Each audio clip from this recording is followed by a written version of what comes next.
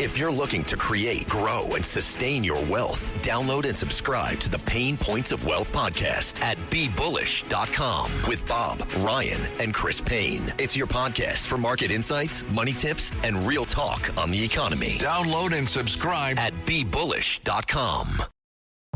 This episode is brought to you by Progressive Insurance.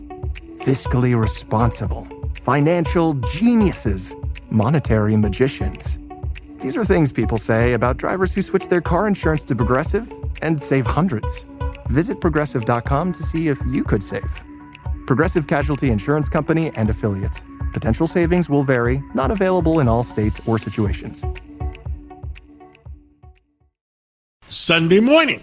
With us today is former Brigadier General Blaine Holt, and he was the Deputy United States military representative to NATO and knows a little bit about airplanes. Well, Blaine, what the heck happened to that UPS airplane that crashed? You know, it's first off, it's great to be with you, but what a devastating and really statistically improbable event. UPS runs a really tight ship on aviation. They had a jet was sitting at Baltimore. They took off. This bird then lands at their world port in Kentucky. Wasn't really slated to go do something else, and my understanding at this point is it underwent some number 2 engine maintenance. But then they had a shift in the schedule, and this bird then gets tapped for a flight from Kentucky all the way to Honolulu. Now, that's an important fact here because that means you've got to load up that cargo jet and all the gas you can pack onto it for what it's about to go fly. That means it's as heavy as it's going to be getting off that runway. And my understanding is the engine just fell off. It's only held on by 3 bolts, but those bolts work all the time. These are massive, massive bolts. When it falls off, hits the runway, creates the sparks. The sparks go into the gushing gasoline from the rupture, and then you see the inevitable outcome, the flame ball. Likely it's going to be 20 killed out of this thing. I think we have 12 confirmed dead so far, still people missing, but it's horrific. And then as an Air Force officer, I know tons and tons of people I served with who are at UPS. We're still looking for names. So that's where we're at right now. That is so horrible. I mean, things like that don't happen. I mean, when was the last time you heard of an engine falling off?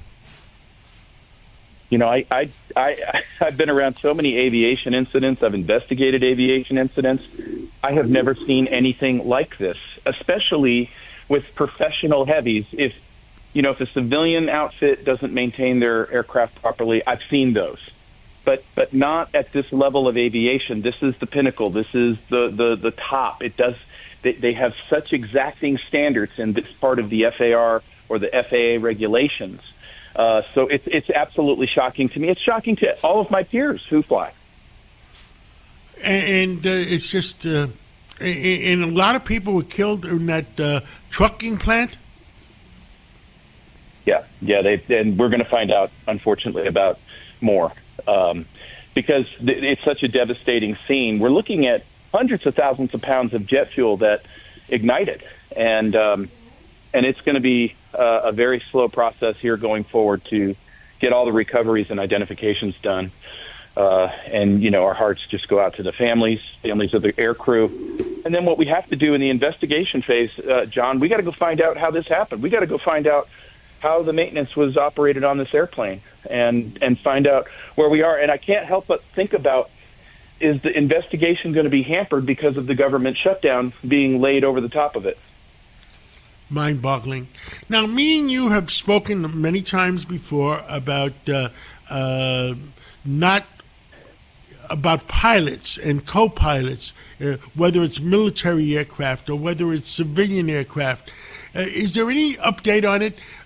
We had an event, a cocktail party for Congress people, and one of them was the chair of the, and I forget his name, the chair of the Transportation Committee, and he didn't seem very energetic on it.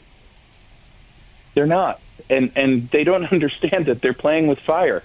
We went through 4 years of taking Department of Transportation money and reallocating them to DEI and woke programs and preferential hiring practices up and down the entire transportation enterprise, and that Congress is just basically ho-hum on this.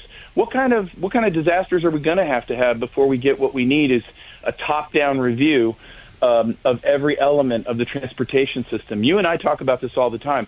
Statistically, it's absolutely improbable that you would have this many incidents in a 1 year span of time. That is mind-boggling. Well, thank you for staying on top of this, General, and keep your eyes open. You know why? The American people deserve to know the truth, and the only way they're going to know the truth is by us exposing it, and whether we're using WABC to expose it, whatever it is, whatever works, it's better that we fix it, we expose it, and get it fixed. Thank you so much. Amen. Thank you.